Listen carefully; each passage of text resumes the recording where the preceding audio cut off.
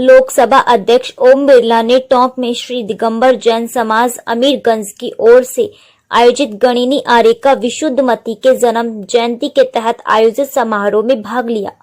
इस दौरान उन्होंने गणिनी आर्यका को विशुद्धमती वात्सल्य व त्याग की मूर्ति बताया। लोकसभा अध्यक्ष बिरला ने कहा कि गणिनी आर्यका की कोशिश रहती है कि टोंक की नई हाड़ौती प्रदेश देश में उनके ज्ञान कोश से सभी व्यक्ति लाभान्वित हो। उन्होंने कहा कि समाज जब आने वाली पीढ़ियों को संस्कारी बनाए तो सभ्य समाज का निर्माण होगा। संतों का दिव्य दर्शन व्यक्ति को जीने की राह दिखाता है। अध्यात्म के अलावा कोई व्यक्ति जीवन की सही राह नहीं पकड़ सकता। इससे पूर्व लोकसभा अध्यक्ष ओम बिरला को जैन समाज की ओर से 31 किलो की माला पहनाकर स्मृति चिन्ह भेंट किया व शॉल ओढ़ाकर स्वागत किया गया। वहीं दिगंबर जैन मंदिर पहुंचने पर समाज की कार्यकारिणी द्वारा माल्यार्पण किया। जय घोष बैंड द्वारा लोकसभा अध्यक्ष का स्वागत किया। सभा स्थल पर आने से पूर्व लोकसभा अध्यक्ष बिरला ने भगवान आदिनाथ व शांतिनाथ के दर्शन कर श्रीफल भेंट किया। कार्यक्रम के दौरान गणिनी आर्यका विशुद्धमती ने कहा कि लोकसभा अध्यक्ष ओम बिरला भारतीय संस्कृति को जीवंत बनाए रखने का प्रयास कर रहे हैं। इससे सभी का सहयोग आवश्यक है। वहीं उन्होंने कहा कि ओम बिरला के व्यक्तित्व में ऐसे गुण है कि वह इससे भी ऊंचा पद प्राप्त कर सकेंगे। उन्होंने लोकसभा अध्यक्ष ओम बिरला के उज्जवल भविष्य की कामना की। लोकसभा अध्यक्ष के कार्यक्रम स्थल पर आने के बाद से ही युवाओं में उनके साथ सेल्फी लेने की होड़ मच गई। यहां कार्यक्रम में मंच पर सांसद सुखबीर सिंह जोनापुरिया, भाजपा राष्ट्रीय कोषाध्यक्ष विष्णु मित्तल, राजीव दत्ता, ओएसडी मालपुरा विधायक कन्हैयालाल चौधरी, जिला प्रमुख सरोज बंसल सहित अनेकों लोग मौजूद रहे। विशुद्ध माता जी के 73वें जन्म जयंती अवसर पर उनके दर्शन करने का मौका मिला। मैं सबसे पहले माता जी के चरणों में वंदना करता हूं। उनका आशीर्वाद, उनका प्यार, उनका स्नेह हमेशा एक माता के रूप में मुझे मिला है। जब माता जी का प्रवास होता था, बूंदी जहां जहां भी माता जी रही, एक मां के रूप में उनका आशीर्वाद संपूर्ण हाड़ौती से हमको मिला। उनका तप, तपस्या, सादगी और भगवान महावीर के चरणों में उनका समर्पण हमेशा जब भी उनके चरणों में आता हूं मुझे नई ऊर्जा मिलती है, नई शक्ति मिलती है।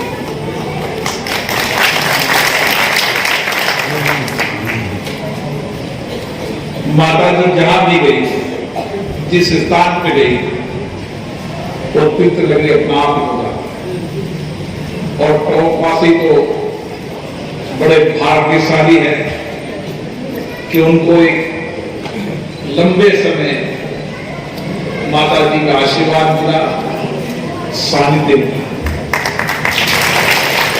उनका संग जहां भी जाता है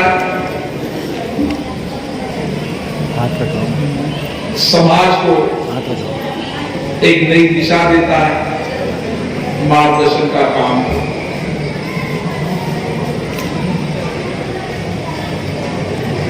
क्योंकि माता जी का सानिध्य ऐसा है, वात्सल्य और त्याग की मूर्ति। मां के चरणों में जब भी कोई निकट आता है तो हमेशा कोशिश करता है कि उनका सानिध्य मिलता है। आज मुझे उतारना जरूर मिला कि मैं काफी लंबे समय बाद मुझे माता जी के दर्शन करने का सौभाग्य मिला। मेरी कोशिश बहुत समय से थी, लेकिन कुछ कुछ न कारण के कारण जब माता जी का आशीर्वाद होता है तभी माता जी आशीर्वाद मिलता है। प्रयास करने से आशीर्वाद नहीं मिलता। आपका आशीर्वाद आज मिला था, निश्चित रूप से आपका आशीर्वाद मिला।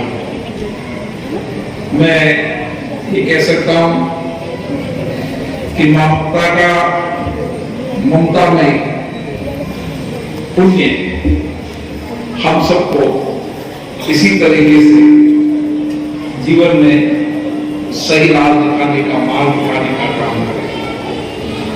उनके जीवन में हमेशा परोपकार के साथ समाज में अच्छे संस्कार आए, विचार आए, नई पीढ़ियों के अंदर अच्छे संस्कारी समाज का निर्माण, इसके लिए वह जहां भी जाती है वहां अच्छे विद्यालय हो, जहां विद्यालय और छात्रावास हो, विश्वविद्यालय हो, धार्मिक स्थल हो, अस्पताल हो, ये सब परोपकारी का काम है। हम जब आने वाली पीढ़ी को सुसंगत बनाएंगे, संस्कारी बनाएंगे, तो एक संस्कारी समाज का निर्माण करेंगे। और माता जी जहां भी जाती है, सबसे पहले आने वाली पीढ़ी कैसी है, आने वाली पीढ़ी से आने वाला समाज का निर्माण हो। और इसीलिए उनका सारा समर्पण आने वाली पीढ़ी को धर्म आध्यात्मिक मार्ग के माध्यम से सत्य के मार्ग पर चलने का मार्गदर्शन देता है। मुझे आशा है कि आपका आशीर्वाद इसी तरीके से मिलता रहे, आप इसी तरीके से ज्ञान की ज्योति और अपने ज्ञान से इस अंधकार में समाज में रोशनी देती रहे और समाज का दिव्य दर्शन देती रहे।